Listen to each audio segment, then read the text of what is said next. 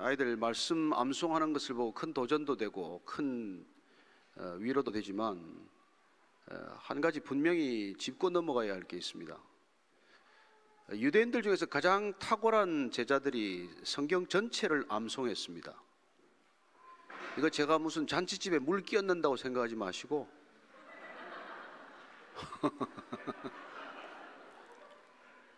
저분이 아무래도 기자 출신이더니 역시 비판적이구나 이런 생각을 하지 마시고, 그 사도 바울과 같은 사람들이 가말리엘 문화에 들어가려면 13살 때, 그 13살 때까지 토라 전체를 외워야 합니다. 요한복음 15장 1절부터 17절까지가 아니라 창세기, 출애굽기, 레위기, 민수기, 신명기 전체를 13살 때까지 다 외워야 시험 자격이 주어졌어요. 그래서 가말리엘 문화에 수백 명이 응시를 했지만 그 중에서도 서너 명밖에 뽑지 않았습니다. 그게 유대인들의 놀라운 말씀 암송 교육이에요. 어릴 때 그 말씀을 암송케 하기 위해서 하나님의 말씀에 꿀송이를 붙여서 아이들이 실제로 꿀송이처럼 달게 하는 그 말씀을 먹습니다. 오술에 경술에 말씀을 달고 사방 문 지방에도 말씀을 적고 했지만, 그러나 예수님께서 오셔서 너희들은 성경도 모르고 하나님의 뜻도 모르는구나, 이런 말씀을 듣는다는 것을 우리가 이렇게 경각심을 가지고 있어야 합니다. 제가 저녁에 오늘 여기서 같이 팀장들, 순장님들하고 식사하면서도 그 얘기를 했지만, 성경을 1000절이나 이상 외우는 목사도 실족합니다. 사임하고 교회를 떠나는 일이 있습니다. 왜 그렇게 말씀에 붙들려 사는 것 같은데, 그런데 뭐가 문제냐고 하는 것입니다. 왜 성경을 붙들고 그렇게 살고 그렇게 많은 설교를 하고 그런 목회자들이 왜 실족하고 넘어지느냐는 거예요. 어제 우리는 그리스도인의 삶이란 뭘 해서가 아니라 존재론적인 변화를 경험하는 삶이라고 말씀드렸습니다. 우리가 어떤 행위를 하더라도, 어떤 능력을 가졌더라도 우리의 중심이 변하지 않으면 겉으로, 행동으로, 습관으로 모든 것이 변한다고 하더라도 우리는 여전히 그리스도인이 될 수 없다는 것을 어제 말씀에서 나누었습니다. 그렇습니다. 우리는 인생 전체를 세상을 향해 있던 그 모든 것을 예수님께로 돌이키는 것으로부터 신앙은 시작이 됩니다. 그러지 않고서는 우리가 사실 한 걸음도 더 나아가지 못해요. 늘 제자리 걸음을 하고 있는 것이죠. 어떻게 10년, 20년을 다녀도 제자리 걸음하는 분들 그렇게 많습니까? 무엇 때문입니까? 아니, 더 나빠지는 분들도 계세요. 그렇게 새벽 예배를 오래 다녀도 하나도 달라지지 않아요. 그렇게 무슨 은혜 받았다고 신학교를 다녀와도 달라지지 않습니다. 그게 성경이 우리에게 가르쳐 주는 바예요. 인간의 힘으로 바뀔 수 있으면 예수님 오실 필요 없습니다. 성령님 필요 없습니다. 인간은 인간의 힘으로 바뀌지 않아요.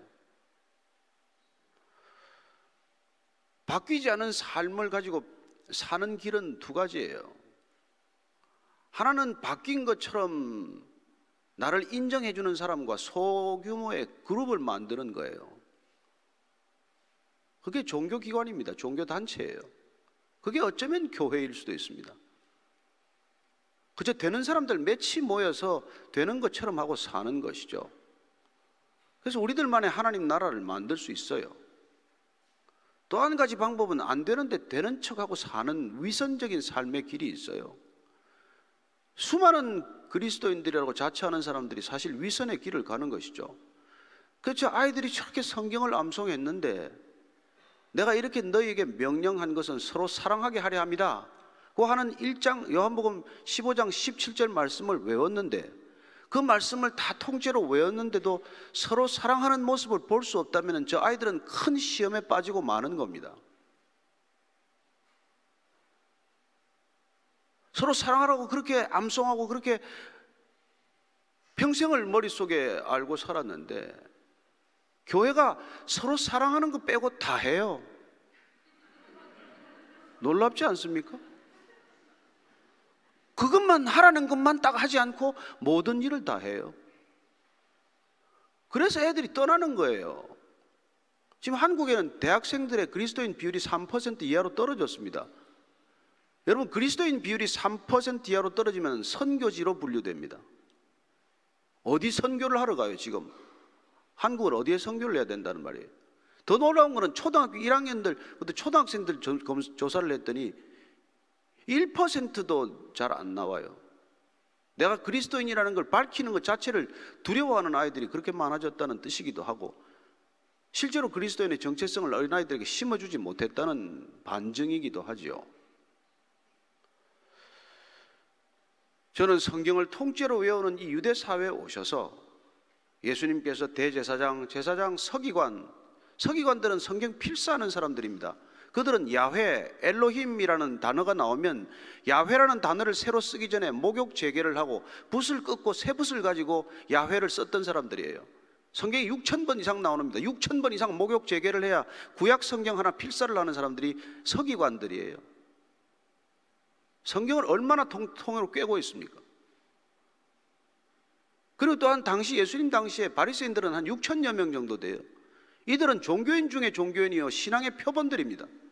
바리새인처럼 살라고 하는 게 그 당시 사회의 주도적인 분위기예요. 그러나 예수님께서는 그들이 진정 하나님의 뜻을 모른다. 너희들은 조그만 채소의 값까지도 11조를 그렇게 따져서 내지만은 정작 하나님께서 사랑하라고 하는 건 사랑하지 않고 본질은 젖혀두고 늘 가지만 챙기는구나, 그런 얘기를 하는 것이죠. 너희들은 부모를 공경하라는 말 하나도 제대로 실천 못해서 고르반 하면은 이건 하나님께 드린다는 제물의 핑계로 하나님께 가져오기는커녕 부모를 공경하지도 않는 그런 삶을 사는 존재구나. 너희들은 밤낮 주여 주여 하지만 단 한 번도 하나님의 뜻을 따라가지는 않는구나. 심지어 너희들은 성경대로 살기는커녕 천국에 들어가는 문고리만 꼭 잡고 앉아서 남들도 못 들어가게 하고 너희들도 안 들어가는구나. 이런 얘기들을 퍼부은 사람들은 그 당시에 가장 신앙심이 높은 것처럼 비춰졌던 사람들에 대한 질책이라는 것을 오늘 이 시대가 동일하게 우리는 기억해야 한다는 것입니다. 예수님은 지금도 교회 안 다니는 사람들을 나무라지 않아요. 그들은 전도할 기회가 있고 돌아올 기회가 있으니까. 그러나 예수님 당시나 지금이나 안다고 하나 알지 못하는 사람, 본다고 하나 보지 못하는 사람, 듣는다고 하나 듣지 못하는 사람, 그런 종교인들에 대해서 여전히 예수님은 실망하실 수밖에 없다는 것입니다. 따라서 영생이란 우리가 뭘 해서가 아니라 하나님과 그의 보내신 자 예수 그리스도를 아는 것이다라고 말합니다. 선교를 많이 하는 것, 성경을 많이 읽는 것, 성경을 암송하는 것, 그게 영생을 아는 길, 영생을 누리고 받는 게 아니라 하나님이 누구신지를 아는 것, 그분께서 보내신 예수 그리스도가 누군지를 아는 것, 그게 영생이에요. 영생은 관계에 달렸지 행위에 달리거나 소유에 달리지 않았다는 얘기입니다. 무슨 잔치집에 와서 내가 찬물을 끼얹는 거 아니라는 걸 다시 한번 양해해 주시기 바랍니다. 아이들 저렇게 대단해요. 그러나 저 아이들이 암송하는 말씀에 대한 책임이 우리한테 있다는 말씀을 드리고자 하는 것이죠. 저 아이들이 말씀한 걸 부모들이 살아내는 것을 볼 때 저 아이들이 암송한 말씀이 저 아이들에게 생명력이 될 줄로 믿어요. 그렇지 않으면 쟤들은 금방 떠나요. 오늘 우리가 읽은 말씀과 두 번째 오늘 이 집회 주제는 우리가 참된 신앙의 길을 가는 게 무슨 길이냐 이게. 세상을 향해서 줄다름치기 위해서 예수의 능력이 필요한 게 아니란 말이죠. 우리는 호리병 안에 든 진리를 필요로 하는 게 아니란 말입니다. 우리가 가지고 있는 온갖 생각이나 욕망이나 탐욕스러운 것들을 이루기 위해서 이 땅 가운데 종교적 신앙적 능력이 필요해서 이 길을 가는 건 아닙니다. 그건 차라리 주문만 잘 외워도, 그건 차라리 요가만 잘 해도, 초월 명상만 잘 해도, 긍정적 사고만 잘 해도 자기 뜻을 이룰 수 있는 세상입니다. 세상은 그런 시크릿 유의 비밀을 이미 발견했어요. 이 우주의 기운을 쓸어다 쓰는 것, 그따위 것들에 우리가 이 세상이 얼마나 지금 심취해 있는지 모릅니다. 따라서 기독교도 능력 위주의 이 자꾸 오순절 계통을 따라가지고 하는 것 아닙니까? 그러나 오늘 예수님께서 이 사도 요한은 절묘하게도 다른 우리가 잘 아는 새 복음서와는 다른 관점의 복음서를 우리에게 남겨주셨습니다. 우리가 말하는 마태, 마가, 누가복음은 시납틱 가스펠이란 같은 관점을 가진 복음이어서 마가복음이 제일 먼저 쓰인 걸로 기억이 됩니다만 어쨌든 그 세 가지 복음은 동일한 연대기적 순서를 따르고 있지만 이 요한복음은 예수님이 누구신지를 우리에게 가장 절절히, 어쩌면 마리아를 모시면서 그토록 예수님과 관한 얘기를 많이 들었기 때문에 일찍 순교한 제자들과는 달리 오랫동안 심지어 90이 넘도록 살았던 사도 요한은 예수님에 대해서 깊은 것들을 깨닫게 되고 깊은 것들을 알게 되고 많은 것들을 그는 알게 되었어요. 그래서 세 복음서에 없는 것 70%가 다릅니다. 요한복음은. 저는 요한복음을 여러분들이 다른 복음들을 한 번 읽을 때 두 번, 세 번 읽게 되기를 축복합니다. 정교하게 짜여져 있는 구조예요. 요한복음은 기본적으로 예수님은 하나님이다를 우리 이 헬레니즘 세계에 선포하는 책입니다. 예수님은 누구십니까? 그 당신 자신이 자기를 선포하고 있습니다. 그렇죠. 예수님의 요한복음은 셀프 프로클레메이션에 관한 책이에요.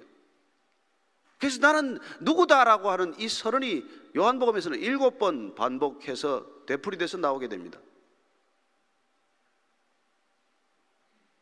예수님은 나는 생명의 떡이다. 뭐 영어로 번역해 놓은 책을 보면 I am the bread of life. 나는 세상의 빛이다. I am the light of the world.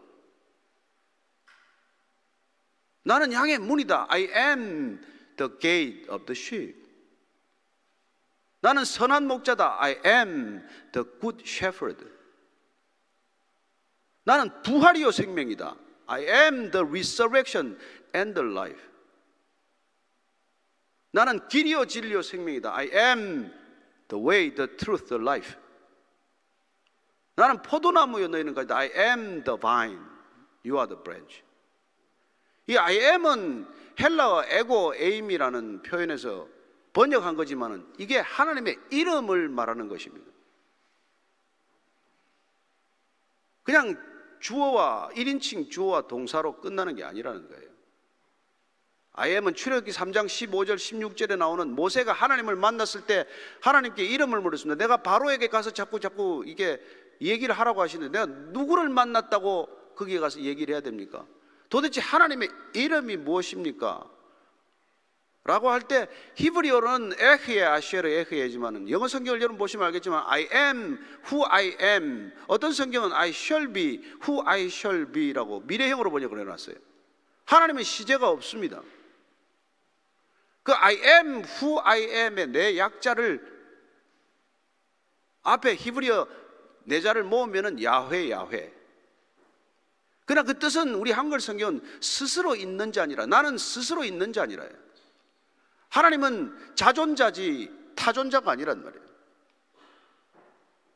하나님은 스스로 존재하는 자들. 우리는 다 존재하는 이유가 있어요. 인과류에 묶여있는 자들이겠지만 그 I am who I am을 정확히 하나님께서 우리 인간에게 가르쳐준 하나님의 이름이라고 우리가 들었지만 사실은 나는 나니라예요. 나는 나니라. 나는 설명되지 않는 분이에요. 하나님은 인간에게 설명되지 않습니다. 모든 이 땅의 존재는 이름으로 존재해요. 그러나 하나님은 그 이름 때문에 존재하지 않습니다.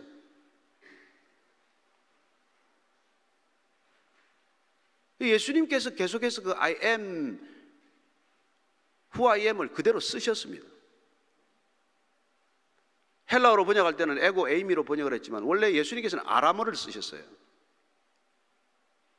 아람어 성경을 보면은 에나 두 번 반복하십니다. 놀랍게도 I am the bread of life라고 하신 거예요. 따라서 사도 요한은 예수님께서 자신이 하나님이라는 걸 선포했다는 것을 반복적으로 얘기하고 있는 것입니다.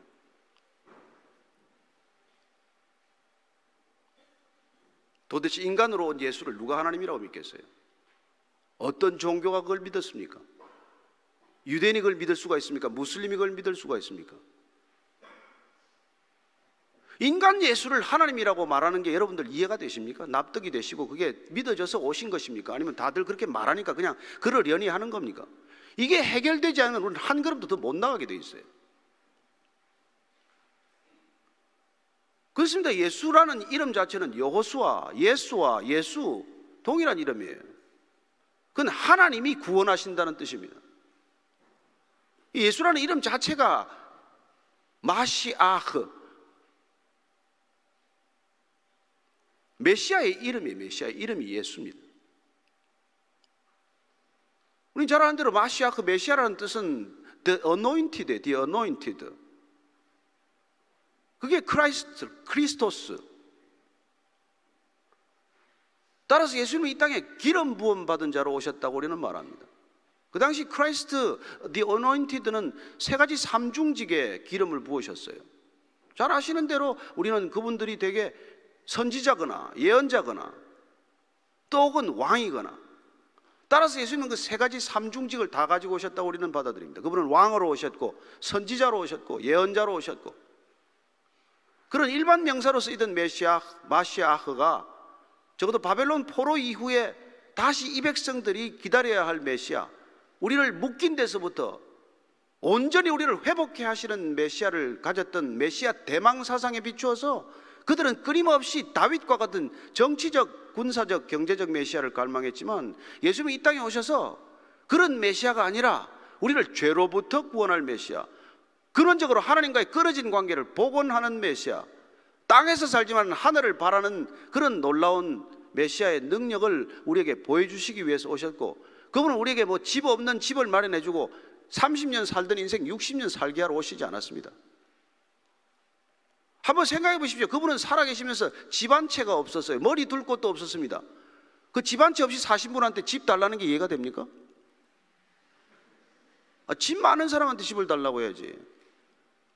33살에 불과 죽은 사람한테 60좀 산 사람이 계속 더 살게 해달라는 게 말이 되는 기도예요? 앞뒤가 안 맞잖아요.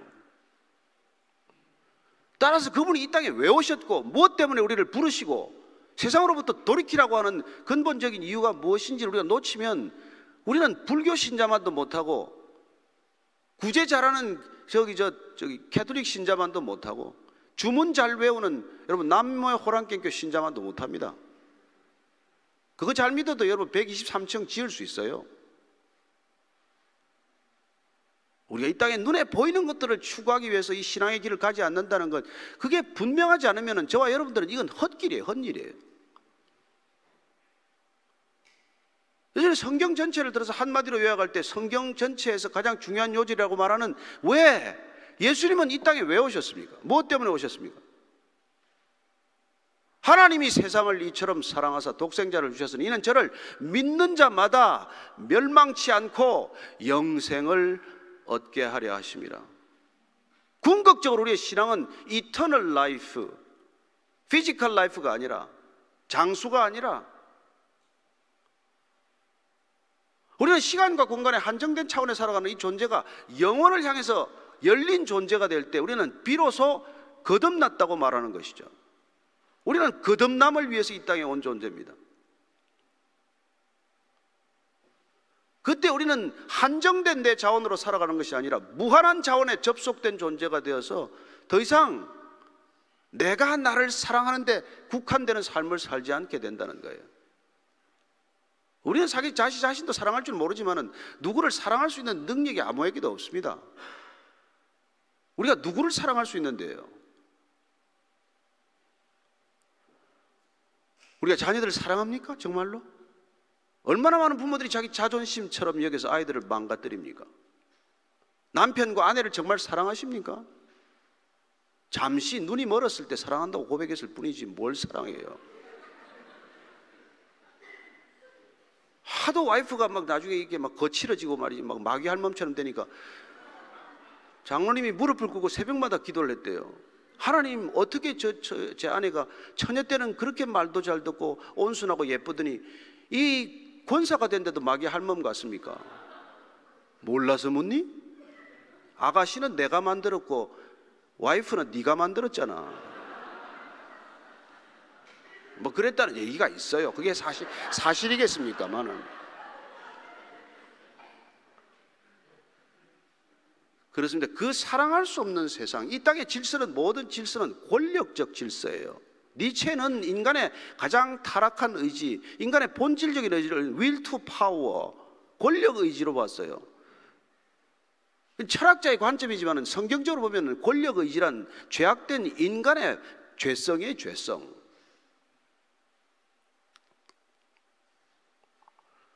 따라서 인간은 모든 질서를 권력적 질서로 재편해 놓습니다.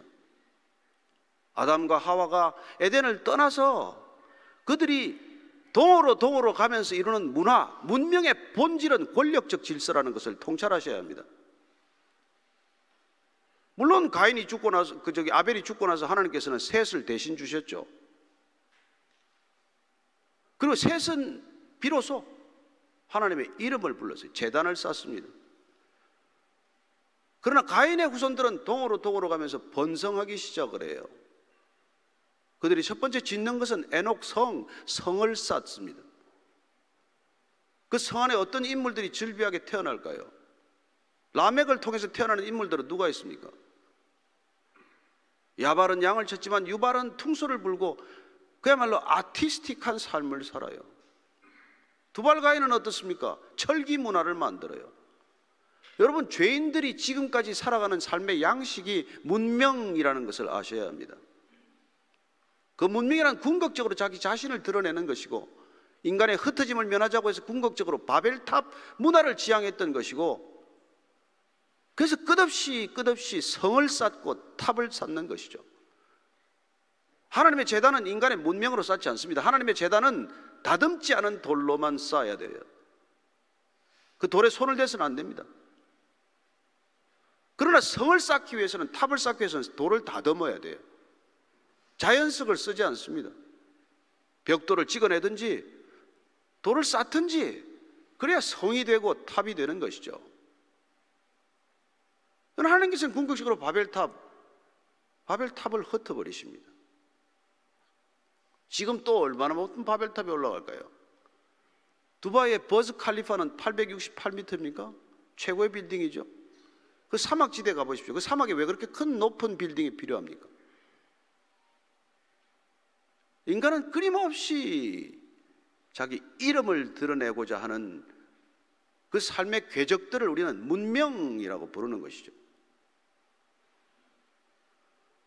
그러나 우리가 하나님을 따라간다는 것, 하나님의 길을 걷는다는 것, 하나님의 삶을 사는 것은 어떻게 보면 그 문명 사이로부터 불러내는 하나님의 부르심을 경험하는 것이고, 그리고 다시 우리가 문명 사회로 돌아가라고 할 때, 가라, 너희는 가서 모든 문명 사회의 제자들을 삼으라고 할 때는 무슨 뜻이겠어요? 우리가 반문화적, 반문명적으로 살라는 얘기가 아니라 문명을 이루고 살아가는 인간의 삶의 방식 전체를 돌이켜라. 그걸 돌이키기 위해서 우리는 이 길을 가는 것입니다. 그런데 우리가 저들에게 부러워하고 두려워하고 이미 지고 시작하면 무슨 게임이 되겠어요? 매일 저들처럼 살게 해주소서, 저들이 짓는 건물 나도 짓게 해주소서, 저들이 이룩한 예술적 업적을 나도 이루게 해주소서, 그런 기도를 하기 위해서 우리가 이게 그리스도의 길을 가는 게 아니라는 것입니다. 그 길을 가게 하려고 예수님이 십자가에서 그 고통스럽게 마지막 순간까지 비명을 지르고 엘리 엘리 라마 사박다니 이렇게 고함 지르지 않았어요.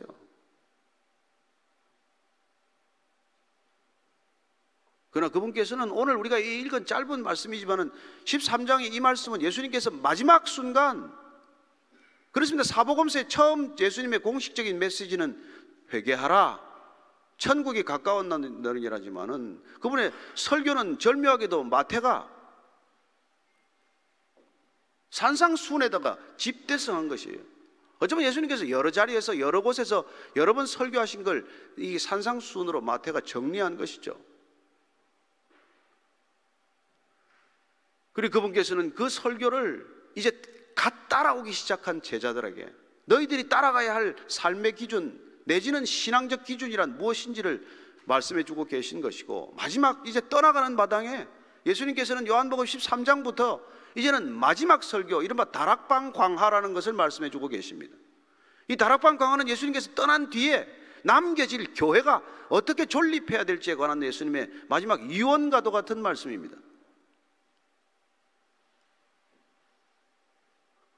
오늘 그 유언 같은 말씀 속에서 예수님께서는 너희들은 서로 사랑하라, 이 말씀 하나 하기 위해서 오셨어요. 3년간 제자를 끌고 다닌 목적은 뭘 그분께서 3년 동안 계속 아침 저녁으로 성경 공부를 시킨 것도 아니고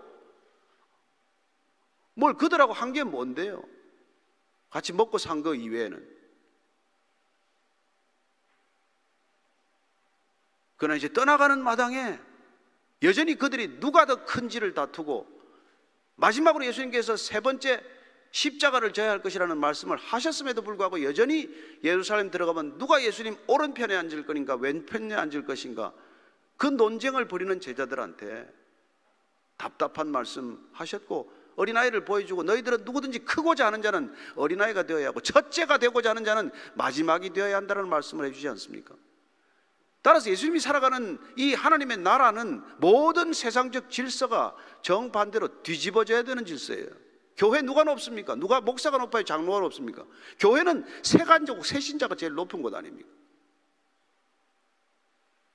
한 가정에 가장 주목받는 존재가 누구예요? 아버지입니까? 할아버지입니까? 갓 태어난 아이 아니에요? 갓 태어난 아이. 그 새 생명 때문에 모든 가족들이 하나가 되어서 그 아이 하나, 무력한 아이, 아무것도 하지 못하는 아이, 그저 젖이나 먹고 대소변이나 제대로 못 가리는 그 아이 하나에 온 가족이 집중하는 까닭이 뭐예요? 무슨 가치가 있다고? 교회하고 가정만이 이 세상의 질서를 뒤집는 것이에요. 그 일을 하기 위해서 예수님께서는 내가 떠나기 전에 너희들에게 유언 같은 말씀을 남겨주셨는데, 그게 서로 사랑하라. 내가 너희를 사랑한 것 같이 너희도 사랑하라는 거예요. 그냥 우리가 사랑하는 방식 말고. 물론 예수님께서는 이 사랑하다는 단어를 아람으로 하면은 아하브지만은 이쪽에서 계속해서 쓰는 단어, 제자들이 번역을 할 때 보니까 이 예수님의 사랑을 번역할 길이 없어요.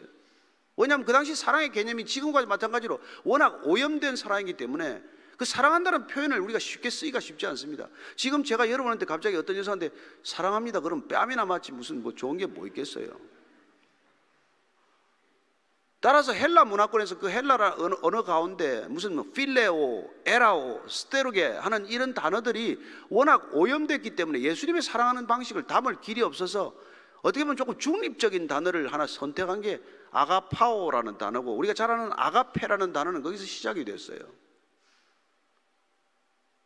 그게 주로 그때 혼동해서 썼는데 그 섞어 쓴 단어를 이 예수님의 제자들이 집중적으로 이 단어를 예수님의 사랑에 대입해서 그 사랑을 주로 쓰기 때문에 결국 지금 아가페는 그 당시에도 그 사람들이 그렇게 썼겠거니 생각하지만 그렇게 명확하게 구분해 쓰지는 않았습니다. 다만 에라오라는 단어는, 에로스라고 하는 단어는 내가 가치 있다고 생각하는 것을 사랑하는 거예요.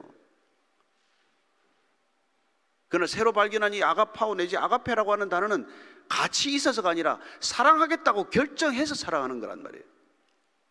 마치 다 떨어지는 인형이지만 어린아이 소녀가 내가 이 못난 인형을 사랑하겠다고 결정했기 때문에 이 아이를 이사를 갈 때도 이 다 떨어진 인형을 갖고 가듯이 하나님께서 우리같이 부족한 인간, 아무짝에도 쓸모없는 이 인간을 갖다가 사랑하기로 결정하셨기 때문에 70번씩 7번이라도 용서하면서 끝까지 사랑하겠다고 하시는 태도를 아가페라고 말씀하시는 것입니다. 주님께서 그렇게 사랑하듯이 너희도 사랑하라. 그러면 세상 모든 사람들이 너희가 내 제자인 줄 알리라. 하나님께서 인간을 제자로 부르시기 위해 오셨습니다. 세례 요한은 제자가 되는 세 가지 길을 요한복음에서 말씀하고 있습니다. 첫 번째는 내 말이 너희 안에 거하면 참내 제자가 되고 진리를 알지니 진리가 너희를 자유케 하리라. 내 말이 너희 안에 거해야, 머물러야, 암송을 넘어서서 묵상을 넘어서서 그 말이 우리의 육신처럼 우리도 인카네이션 해야, 그 말이 날마다 내 안에서 머물러서 그 말이 내 존재와 분리되지 않아야, 하나가 되어야, 그래야 내 제자가 되는데, 그럴 때 우리는 비로소 진리 안에서 자유하는 존재가 된다는 것입니다. 우리가 더 많은 소유를 위해서가 아니라 우리가 탐욕으로부터, 우리가 갖고자 하는 모든 욕망으로부터 풀려날 수 있는 진리 안에서의 자유를 위해서 그분께서는 말씀하셨고, 그 말씀이 우리 안에 생명이 되어야 한다고 가르친 것이죠. 그렇습니다. 태초에 말씀이 계시니라. 이 말씀이 하나님과 함께 계셨으니 이 말씀이 곧 하나님이라. 이 말씀은 곧 우리가 예수님이라는 것을 압니다. 따라서 태초에 예수님이 계시니라. 이 예수님이 하나님과 함께 계셨으니 이 예수님이 곧 하나님이라. 사도 요한은, 세례 요한은 이렇게, 사도 요한은 이렇게 말하는 게, 이렇게 기술하는 게 원래 목표였지만은, 그런 헬레니즘 세계를 향해서 로고스라는 단어를 선택을 해서 로고스가 곧 하나님이다라고 얘기하고 있는 것이죠. 그리고 예수님과 로고스를 일치시키는 것이 요한의 목적입니다.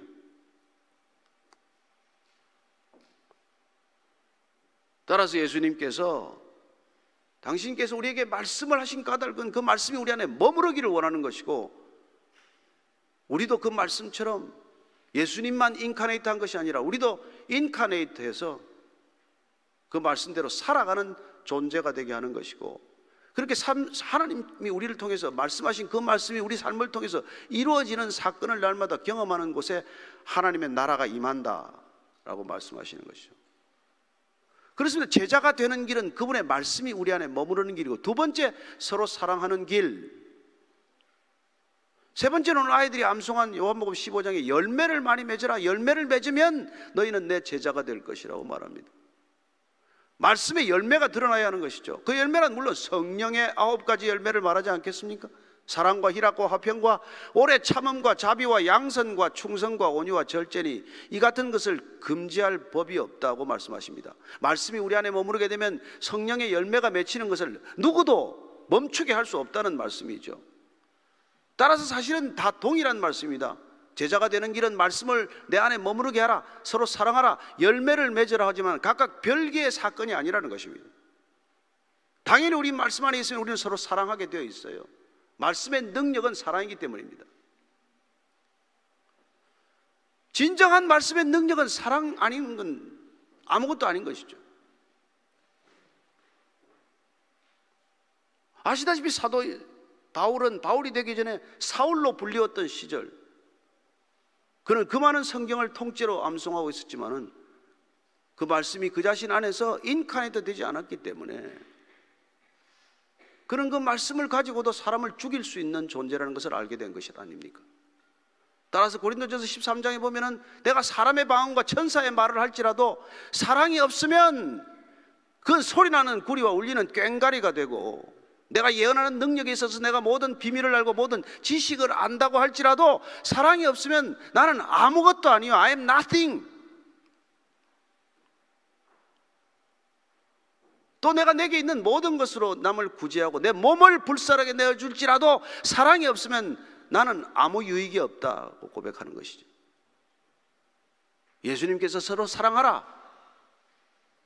서로 사랑해야 제자가 되는 것이고, 서로 사랑해야 그게 진정한 하나님 나라의 능력이지, 다른 무슨 뭐 방언의 능력이니 무슨 성경을 통째로 외우고 싸우면 뭐합니까? 저는 어떤 분이 성경에다가 성경 100독 했다고 명함에 적지 않게 되기를 바랍니다. 어떤 분 책을 샀는데 보니까 40일 금식 사회 써놨대. 누가 뭐 굶으라고 했어요? 그런 게 자랑이 되고 그런 게 의가 되라고 예수님께서 말씀을 주신 게 아닙니다. 오늘 보다시피 우리가 서로 사랑할 수 하기 위해서 세상의 언어, 세상의 사고, 세상의 프레임을 가지고는 사랑할 수 없게 되어 있어요. 왜냐하면 헬레니즘적 사고 전체가 분석적이기 때문에 그래요. 그 언어 자체가 분석적일 뿐만 아니라 판단적 언어예요. 비판적 언어입니다. 왜 성경입니까? 히브리어는 전체적 사고를 우리에게 가져다 주는 언어예요.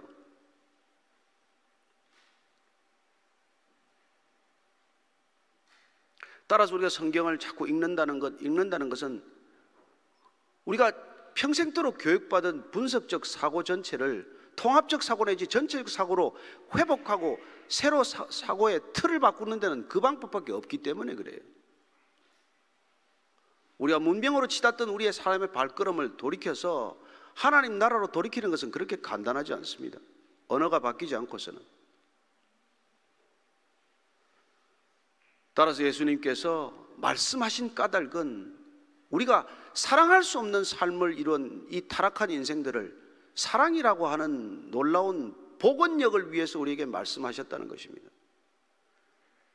따라서 설교를 들었다, 나는 성경을 읽었다, 성경을 암송한다는데 난 누구도 사랑하지 못한다. 그건 아무것도 모르는 거예요.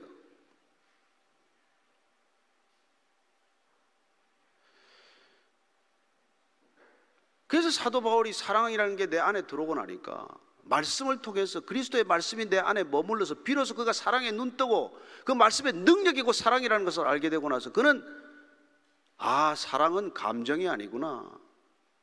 사랑은 오래 참는 것이구나. 온유한 것이구나. 질투하지 않고 자랑하지 않고 교만하지 않고 무례하지 않고 자기의 유익을 구하지 않고 화를 내지 않고 악한 것을 생각하지 않고 불의를 기뻐하지 않고 진리를 기뻐하고 모든 것을 참고 모든 것을 믿고 모든 것을 바라고 모든 것을 견디는 인생의 성품 변화구나. 그렇습니다. 말씀은 곧 사랑이요 사랑은 곧 우리의 성품 전체를 바꾸는 능력이에요. 사랑이 없이는 절대로 바뀌지 않습니다. 교회를 다녀도. 그래서 나중에 사도 요한은 너희들이 하나님의 말씀을 알아도 사랑하지 않으면 아무 능력도 없다는 것을 그 또한 계속해서 반복해서 말씀하고 있는 것이죠. 잘 아는 대로 요한일서 4장 7절 8절은 이렇게 말합니다. 사랑하는 자들아 우리가 서로 사랑하자. 사랑은 하나님께 속한 것이니 사랑하는 자마다 하나님으로부터 나서 하나님을 알고 사랑하지 아니하는 자는 하나님을 알지 못하나니 이는 하나님은 사랑이심이라. 예수 믿는 게 뭡니까? 왜 믿습니까? 왜 이 길을 가겠다고 나셨습니까? 누구도 사랑 못할 바에야. 가까이 있는 아내도 남편도 자식도 제대로 사랑 못하면 뭐하러 이렇게 애를 쓰고 헌금하고 주일마다 와서 귀한 시간을 냅니까? 뭐 때문에? 신앙의 목적이 뭡니까? 알고 가야 될 거 아니에요? 저는 예수 믿을 때는 절대로 내가 실수하지 않을 거라고 결심을 했어요. 왜냐하면 제가 직장 선택 잘못했어요. 왜냐하면 직장은 내 꿈을 이루는 곳인 줄 알았더니 웬걸 그건 사장의 꿈을 이루는 곳이요. 결혼은 내 꿈을 이룬 줄 알고 결혼했더니 웬걸 꿈이 산산조각 나는 게 결혼이더라고. 똑똑한 사람은 상대방의 꿈을 이루어주기 위해서 둘 다 꿈을 이루는데 저같이 어리석은 사람은 제 꿈을 이루겠다고 결혼했다가 가정 파탄으로 몰고 가지 않습니까? 그래서 내가 신앙을 가질 때만은 적어도 47살에 내가 예수 믿으면서 바로 믿자. 나를 위해 가는 게 아니라 예수님 꿈을 위해서 이 길을 가야 한다. 그렇습니다. 우리의 신앙은 예수님의 꿈을 이루어드리기 위한 거예요. 맞습니까? 뭐 아멘 안 하셔도 좋아요. 아멘 아무리 해봐야 뭐 그냥 네 해도 괜찮습니다. 뭐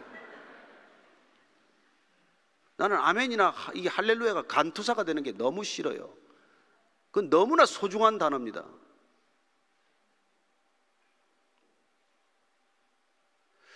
저는 정말 우리가 이 시대에 주님을 따르는 길, 진정한 신앙의 길, 바른 신앙의 길이란 뭡니까? 뭐예요? 예수님이 그렇게 가르쳐 주셨는데 나를 따르는 길이란 서로 사랑하는 길이라는 거예요. 서로 사랑하는 길. 그리고 예수님께서 이 땅에 오셔서 생명을 주시기로 작정한 까닭은 하나님과 우리와의 사랑을 회복시키기 위한 것 아니에요. 그분께서 기꺼이 목숨을 우리에게 주신 까닭은 그분이 우리의 목숨을 가로채자는 것도 아니고 그분이 죄값을 지불하심으로 우리가 하나님으로부터 용서받기를 원하시고 하나님과의 관계가 회복될 때 우리는 비로소 플러그인 되는 거 아니에요. 하나님께 플러그인 되는 게 신앙이지 하나님을 위해 뭘 하는 게 신앙이 아니에요. 하나님께 뭘 하겠다고 발버둥 치는 사람들은 너무나 불쌍한 사람이에요. 하나님은 여러분이 아무 필요가 없습니다. 여러분이 설치면 설칠수록 일이 어긋난다는 걸 잘 아시는 분이에요. 그렇습니다. 제가 어릴 때 우리들은 뭐 못 살아서 할머니가 어머니가 매일 그 걸핏하면 수제비를 만들어 먹는데 그 수제비 밀수제비 만들 때 밀을 이렇게 반죽해 가지고 수제비를 뜯어 놓으면 그 어린 심정에 그거 하나 뜯어 놓고 싶어 가지고 말이죠. 그래서 보채 가지고 할머니가 한번 뜯어 넣어 보라 그러면 나중에 수제비 먹을 때 알아요. 내가 뜯어 넣은 건 다 알아. 방망이를 두드리면 방망이 한번 두드려 보겠다고 할머니 다듬이 또 할 때 나도 한번 두드려 봅시다. 나만 들어가면 방망이 소리가 다 깨지는 거예요. 그렇지만은 우리에게 기회를 주는 까닭은 사랑스럽기 때문에, 사랑하기 때문에 네가 그렇게 좋아한다니 한번 해봐라. 여러분 돈 없어도 교회 아무 상관없고 여러분 헌신 없어도 교회 아무 상관없습니다. 교회 헌신 많이 하는 사람 때문에 교회가 시끄러워지지 왔다가 조용히 가는 사람 때문에 교회가 시끄러워지지 않습니다. 뭘 하겠다는 게 뭘 해요? 하기는 뭘 해요? 그저 하나님을 사랑하는 게 중요한데 사랑하지 않고 무슨 얘기를 한들 무슨 일이 그게 하나님의 일이 되겠어요? 자기 사랑 때문에 하는 일은 자기 일이지 하나님의 일이 될 수가 없어요. 그리고 자기 자신을 위해서 하는 일을 놓고 하나님을 위하여 일한다고 하는 것들을 우리는 마일리지 환산을 해가지고 늘 교회마다 마일리지 환산 시스템을 만들어서 마일리지 좀 더 싸우면 집사요, 더 많이 싸우면 장로요, 더 많이 싸우면 서기 장로요. 하나님은 인정 안 합니다. 정말 내가 내 형제를 사랑하니? 넌 내 집에 내 아내를 사랑하고 있는 거니? 선교대회 가서 선교지에서 얘기를 들으면 눈물이 나요. 눈물이. 그 선교지까지 가서 부부가 싸우고 말이죠. 부부가 싸우는 바람에 애가 나가서 자살을 하고 선교지까지 가서.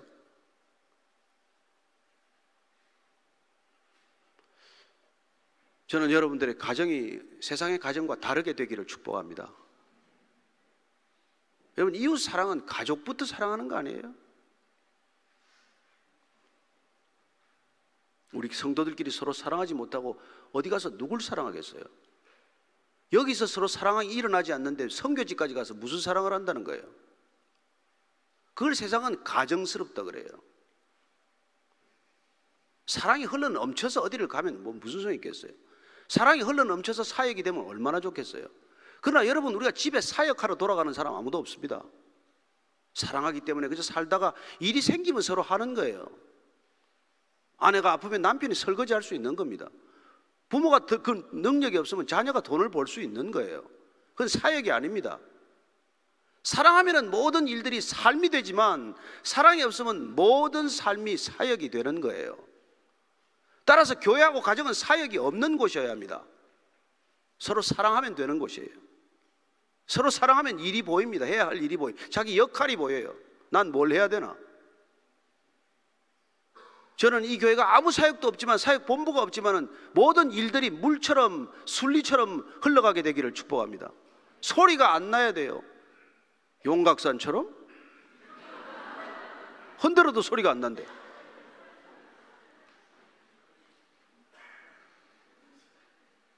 저는 교회에 대한 오해를 여러분 우리가 먼저 씻어야 됩니다. 교회는 사람이 이루는 거 아닙니다.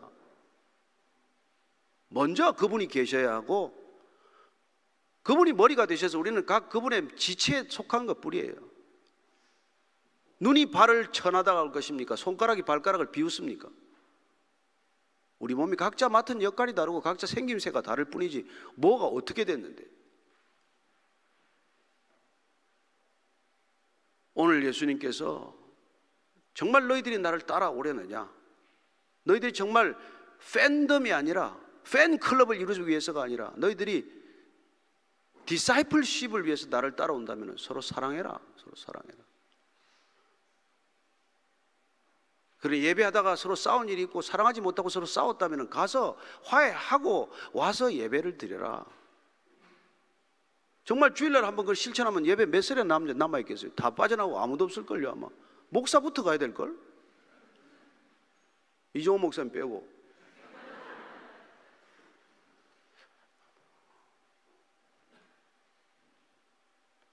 저는 세상에서 싸우기도 많이 싸웠고 47살 때까지 난 크리스찬으로서 참 별의별 짓을 많이 하고 살았지만 내가 와서 교회 와서 충격을 받았어요.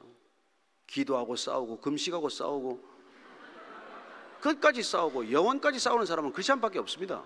세상은 그렇게 안 싸워요. 술 한잔 먹고 그냥 한번 울면 그만이에요. 형님, 그건 끝이야. 그럼 끝이. 이거는 뭐 술을 한 잔 먹을 줄 아나? 아니 혼자서 조용히 먹겠지.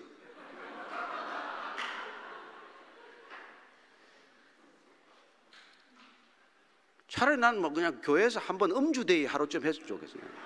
한번 다 먹고 다 풀고 한번 형님, 동생님 그동안 죄송합니다 한번 하고 말이에요. 그게 차라리 남들 보기에 떳떳하지. 무슬림들은 라마단 기간이 끝나고 나면 할랄 비할랄이라는 기간을 갖습니다. 물론 형식적인 금식이어서 뭐 엉망진창이죠. 해 떠서 해질 때까지만 안 먹었지 해 떨어지고 나면 밤새 먹지 않습니까? 그러나 비록 형식적이지만 그들이 모든 라마단 기간이 끝나고 나서 할랄 비할랄 그날 하루만은 그동안 자기 때문에 불편했을 거라고 생각하는 사람을 찾아가서 사과하고 부둥켜 안고 허깅하고 그야말로 그냥 기뻐하는 날이 있어요.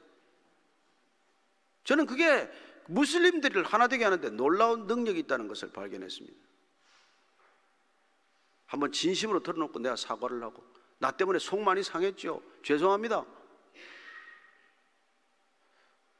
그런 솔직한 감정 토로가 있어야 우리가 남들 보기에도 좀 정직한 그리스도인이 되지 않겠습니까?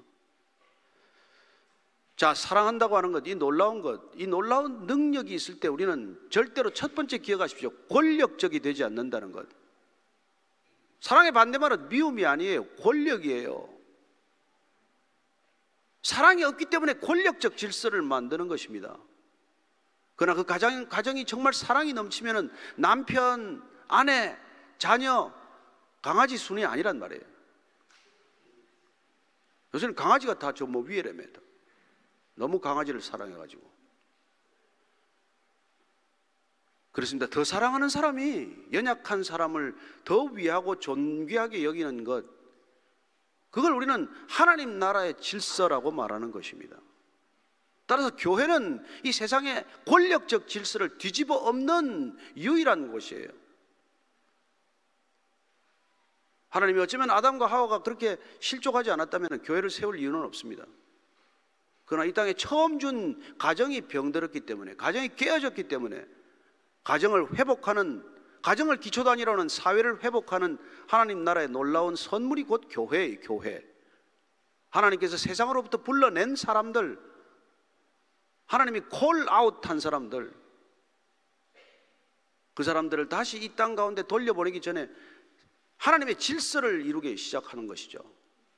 그 질서는 서로 사랑해라, 서로 사랑해라. 더 이상 권력적 질서에 함몰되지 말아라는 거예요. 여러분, 권력적 질서는 너무나 효율적인 질서예요. 얼마나 제대로 돌아가는지 몰라요. 돈과 사람만 있으면 조직을 만들 수 있고 그 조직은 효율성, 효과를 집중적으로 추구하기 때문에 권력적 질서로 자연스럽게 재편이 되게 되고, 그 권력적 질서에 들어가게 되면은 그러면 뭐 사실은 오히려 편하게 갈 수 있죠. 그러나 여러분, 권력적 질서가 하나 수립되면은 그 질서가 낳는 두 가지, 세 가지 문제가 있다는 걸 우리는 쉽게 눈치채지 못합니다. 권력으로 문제를 해결하고 나면은 문제 하나 해결되고 두 개, 세 개가 잉태된다는 걸 어떻게 알겠어요, 인간이? 마치 편리함을 추구한 인간이 만든 모든 물건들이 편리를 뛰어넘는, 편리보다 훨씬 더 심각한 환경 재앙, 환경 재난을 일으킬 줄 누가 알았겠습니까? 플라스틱이 됐건 그게 뭐가 됐건 인간이 만든 모든 편리함의 추구는 편리함으로 끝나지 않습니다. 권력으로 문제를 해결한 모든 곳곳마다 권력이 해결하는, 하나 해결하면 나중에 두 가지, 세 가지 문제가 배태되어 있는 것을 우리는 발견하는 것이죠. 아버지가 성질난다고 아들 한번 때려보십시오. 언젠가는 아들한테 팔목을 잡히고 맙니다. 그리고 그 가정은 깨져요. 권력으로 어릴 때는 문제가 해결되는 것 같았지만 일생 그 아들은 아버지로부터 받은 상처, 그리고 한번 깨어뜨려진 인격은 회복되기가 쉽지 않습니다. 따라서 우리가 권력적 질서가 아니라, 교회란 하이어라키가 아니라 하나님께 플러그인 된 사람들의 네트워킹 질서를 만드는 것이죠. 누가 누구를 지배합니까? 누가 누구를 통치합니까? 여기 무슨 통치적 질서가 있겠어요? 다 같이 우리는 하나님의 질서를 받아들인 사람들이고 그 질서란 곧 사랑이요, 그 질서의 권위는 곧 사랑이기 때문에 사랑하는 자, 더 많이 사랑하는 자가 권위를 갖게 되는 곳이에요. 그렇습니다. 가정과 교회는 누가 더 많이 사랑하느냐예요. 더 많이 사랑하는 사람이 연약한 사람을 품고 실족하는 사람들을 용서하고 끝없이 그 사람들을 하나님 품 안으로 인도하기 위해서 내 자신의 모든 것을 헌신할 줄 아는 그런 사랑, 그 사람이 같이 있어서가 아니라, 내게 도움이 되어서가 아니라, 내게 덕이 되어서가 아니라, 그 사람을 사랑하는 하나님의 성품이 내 안에 배태되어서 그 사람을 사랑하기로 결단했기 때문에 그냥 그 사람을 사랑하고 있을 뿐이에요. 근데 기도하고 또 기도했더니 이상하게 긍휼한 마음이 생겨서 어느 날 그 사람을 위해서 눈물을 쏟고 있는 모습을 보지 않습니까? 그 사람이 나한테 뭘 해줬다고? 따라서 하나님께서 이 땅에 하나님의 나라를 가져오시기 위해서 우리에게 주신 놀라운 질서의 기초는 권력이 아니라 사랑이라는 것을 기억하십시오. 교회는 사랑하는 사람들의 모임 이상도 이하도 아니에요. 사랑하지 않으면 이거 할 필요 없습니다. 다 헛일이에요. 사랑 없이 헌금하지 마십시오. 해봐야 헛일입니다. 하나님 카운트 안 해요. 받지를 않으셨습니다. 왜요? 아벨도 제물을 드렸죠. 그러나 하나님께서 가인의 제물과 가인을 받지 않으셨다고 말합니다. 가인을 받지 않으셨기 때문에 가인의 제물도 받지 않는 것입니다. 아벨을 받으셨기 때문에 아벨의 제물도 받으신 것입니다. 저는 우리의 삶이 받을 만한 제물 되기를 축복합니다. 따라서 사도 바울은 보라, 이전 것은 지나갔으니 새 것이 되었도다. 그리스도인이란 새 것, 뉴 크리에이션이라는 것이죠. 권력적 질서에 함몰된 존재가 아니라 서로 사랑하는 놀라운 인류, 신인류라는 뜻이에요. 저는 여러분들이 정말 이 교회만은 예수 따라가는 교회이기 때문에 서로 사랑하는 교회가 되리라고 믿습니다. 서로 사랑하지 않으면 교회 할 필요 없습니다. 교회 될 필요도 없고. 어떻게 따라가시겠습니까? 저는 따라서 이 시대에 그리스도인들이 대담하게도 가정이 남달라야 한다고 믿습니다.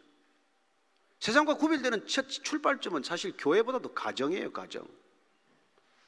그러나 보십시오. 그리스도인들과 난 크리스찬의 이혼 비율 비슷하거나 어떤 때는 크리스찬이 더 많을 때가 있어요. 자녀들의 일탈 비율, 그리스도인의 가정들이 더 많은 통계가 있습니다. 차라리 그냥 엄격한 훈육으로 기르는 가정이 훨씬 아이들이 잘 자란다는 교육 보고서가 나왔어요. 왜 그런지 아십니까? 룰이 있으니까. 근데 그리스도인들의 가정에는 부모의 컨디션이 기준이에요. 은혜 좀 받으면 애한테 그냥 넘어갔다가 은혜 떨어지면 애를 잡기 시작을 하니까 애가 더 혼란스러워요. 이거는 더 혼란. 그래서 아이들은 자연히 부모의 눈치를 보는 거죠. 오늘 설교 듣고 은혜를 좀 받았나 못 받았나. 그러고 돌아가면서 애들 앞에서 설교 욕이 나오니까 뭐 애들이 뭐 교회 갈 이유가 없죠. 뭐 애들 앞에서 목사 욕하지 말라는 뜻이 아니고 욕을 하더라도 애들하고 같이 하세요.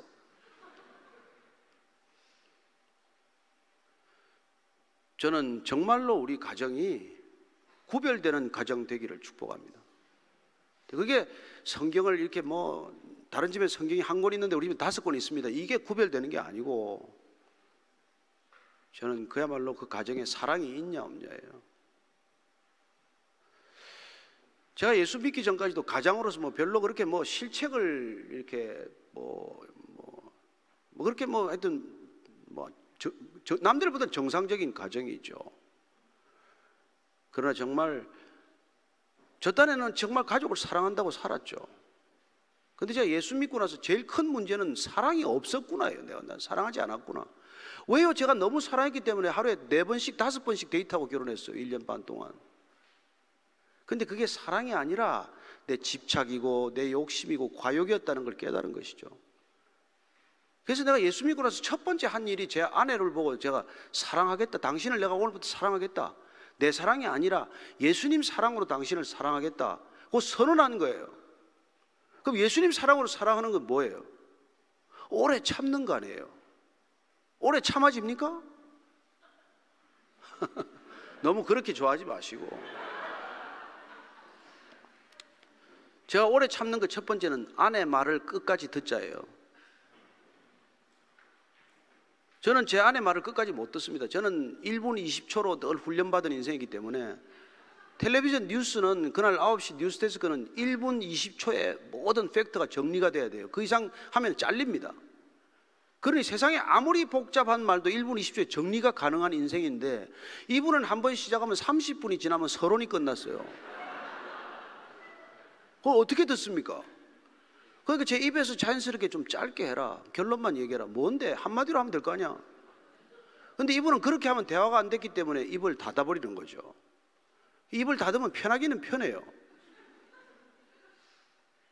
그러나 정말 우리가 사랑한다는 것은 소통을 위해서가 아니라 그냥 사랑하기 때문에 끝까지 들어주는 거예요. 아이들 말이든 어른 말이든 사랑하는 사람의 일은 끝까지 들어주는 겁니다. 말을 자르지 않고 끝까지 들어줘야 되는데 그게 여러분 죽기보다 힘들더라고요. 새벽 2, 3시까지 들었어요. 졸려서 제가 제 무릎을 꼬집다가도 안 돼서 잠꼬대를 하면서 들었던 기억이 있습니다. 아내가 갑자기 제가 영어를 하니까 놀래가지고 뭐 조지 부시가 나오냐고 그래서. 근데 그렇게 한 1년, 2년 이렇게 들으니까 제 아내가 정말 저를 믿게 되었다는 거예요. 저를 믿을 수 있는 남편이 되었다는 거예요. 저는 여러분들이 누군가의 말을 잘 들어주기만 해도 좋은 그리스도인이 될 줄로 믿으십시오. 경청이야말로 소통의 첫 출발점입니다. 우리가 하나님 앞에 말을 기도하기 전에 하나님 말씀을 잘 들어야 돼요. 들어야 말을 제대로 알아듣게 됩니다. 성경을 읽는다는 것은 하나님의 음성을 듣기 위한 제일 첫 출발점이에요. 하나님은 성경의 범위에 벗어난 말씀하지 않습니다. 끊임없이 듣는 훈련. 테레사 수녀가 마지막에 기도를 누가 중요해서 물었어요. 기도를 어떻게 하십니까? 기도요? 듣지요. 듣지요. 저는 우리가 들어주게 된다는 것, 듣는 사람이 된다는 것, 사랑하는 증거예요. 권력적이 아니라 사랑할 줄 알게 되는 것이요, 내가 말하기에 앞서 들어줄 줄 안다는 것이요, 그리고 끝까지 사랑은 내가 기준이 아닙니다. 상대방이 기준이에요.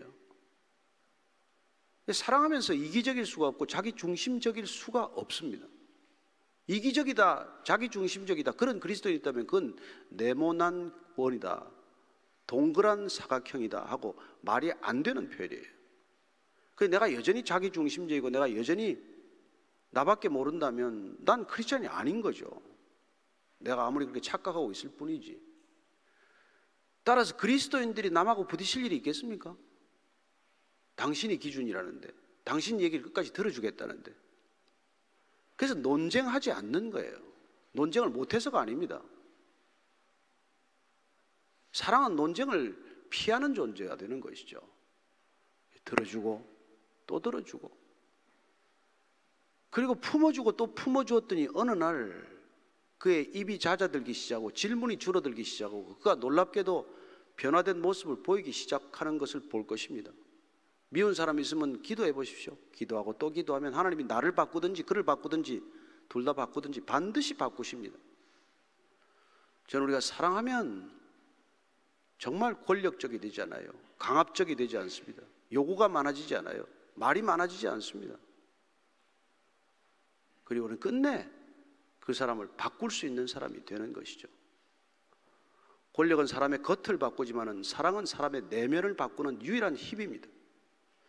저는 주님이 우리를 끝까지 참으셔서 우리를 변화시켰듯이 우리 또한 누군가를 그렇게 주님의 사랑으로 변화되는 것을 목격하는 삶이 되기를 축복합니다. 이 교회 모든 성도들이 변했다는 소문처럼 큰 복음이 없는 줄로 믿습니다. 땅끝까지 전해지는 소식 가운데 누군가 변했다는 것을 듣는 것보다 더 좋은 소식은 없습니다. 주님을 모르던 사람이 주님을 알게 되었다는 것, 예배를 모르는 사람이 예배를 드리게 되었다는 것, 누구보다도 이기적인 사람이 누군가를 생각하고 배려하고 기도하는 사람이 되었다는 것, 그것보다도 더 큰 열매가 어디 있습니까? 저는 그런 열매가 이 교회에 맺히게 되기를 축복합니다. 그래야 예수 따라가는 교회가 정말 성령의 열매가 풍성한 교회라는 소문이 나게 되기를 축복합니다. 그게 가장 전도의 큰 열매가 능력이 될 줄로 믿습니다. 기도하겠습니다. 우리 같이 한번 기도할 때 하나님